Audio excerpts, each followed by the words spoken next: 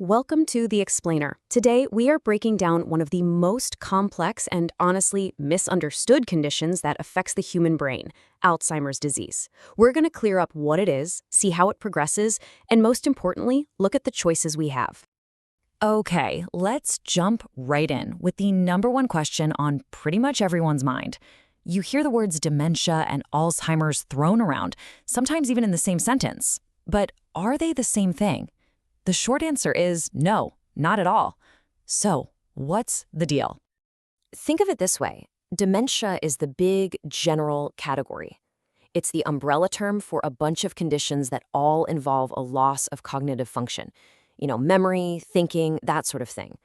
Alzheimer's disease is just one specific type of dementia.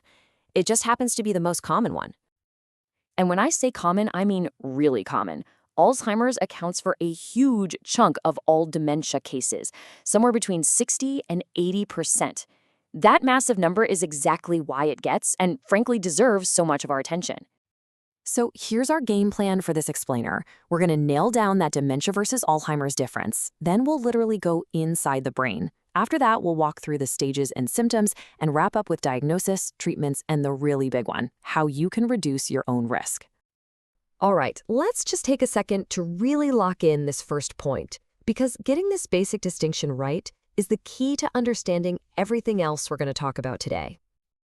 Here's another way to think about it that I really like. If dementia is the entire forest of cognitive decline, Alzheimer's is simply the most common type of tree in that forest. But it's important to remember there are other trees in there too, like dementia caused by Parkinson's or Huntington's disease. Okay, now let's zoom in, way in. We're going to look at what's actually happening at a microscopic level inside a brain with Alzheimer's. This is where the real battle is being fought. So the first problem is something called amyloid plaques. Just imagine these sticky, gunky clumps of protein building up in the spaces between your brain's nerve cells. They're basically like roadblocks, just jamming up the signals and messing up the brain's whole communication system. And then there's problem number 2, tau tangles. This time, the problem is inside the nerve cells. Twisted fibers of a different protein form these tangles. You can think of them like tangled broken wires that mess up the cell's internal highway, cutting off nutrients, and eventually causing the cell itself to die. It's a two-front war. Now, this damage from the plaques and tangles, it doesn't just happen overnight. It's a slow burn. It causes a progressive decline that doctors usually break down into 3 main stages. You can see how this journey unfolds. It starts out in a mild stage, then moves into a moderate phase as the symptoms really start to become more obvious. And finally, it can progress to a severe stage, where a person becomes completely dependent on others for their care. And what's fascinating here is seeing how those symptoms evolve. So in the mild stage, someone might just have a bit of trouble with things like managing bills. But by the moderate stage, that damage to the brain can mean they don't recognize close family or friends. And then in the severe stage, the brain has physically shrunk, which often leads to a total inability to communicate. So, keeping that progression in mind, what are the actual signs we should be aware of? It's really important to know that these things can pop up gradually, over months or even years. And let me be clear, this is so much more than just being a little forgetful. Yeah, memory loss is a huge part of it, but look at this list. It can affect everything. Cognitive skills like judgment, recognizing faces, even your sense of balance. It can cause problems with finding the right words, and it can even lead to major shifts in someone's core personality. Okay, so now that we have a better idea of what to look for, what happens next? How is this condition actually diagnosed? And maybe most importantly, what can we do about it right now? One of the most important things to get is that there's no single simple blood test or scan for Alzheimer's. Getting a diagnosis is a pretty comprehensive process. Doctors use cognitive tests, they check your balance and reflexes, and they use brain scans. But a lot of that is to rule out other things that could be causing the symptoms. Now, while we still don't have a cure, treatments today pretty much fall into 2 main buckets. The first type of medication is all about managing the symptoms, making daily life a bit easier.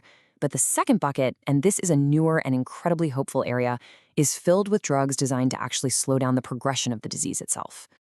And this chart really shows you the impact of those newer drugs. Take this one, Leqembi. In clinical trials, it was shown to slow down cognitive decline by about 25% in people with early-stage Alzheimer's. Now, that's not a cure, it's not reversing damage, but in a fight where every bit of time counts, slowing the disease down by a quarter, that is a huge step forward. All of this brings us to what might be the most crucial question for every single one of us. Is there anything we can actually do to lower our risk of getting this in the first place? Well, the answer is kind of yes and no. Some risk factors, like your age, your family history, your specific genes, those are pretty much out of your hands. We call those unmodifiable. But the good news is a whole bunch of other factors are well within our control. And here's the big takeaway I want you to remember. Your lifestyle choices matter. They matter a lot. Simple things, getting regular exercise that gets your heart pumping, eating a healthy diet, keeping your weight in check, and challenging your brain throughout your life. All of it can make a real measurable difference. And look, while the outlook after a diagnosis is of course very serious, it's so important to know that this journey is different for everybody. The Alzheimer's Association points out that while the average life expectancy is 4 to 8 years, some people live as long as 20 years, depending on their overall health and other factors. So what this all shows us is that while we can't control our genes or stop time from passing, we absolutely have power. We have the power to make choices every single day that support our brain health. The science is becoming clearer and clearer. What's good for your heart is good for your head. So I'll leave you with this question. What's one step you can take for your brain health today?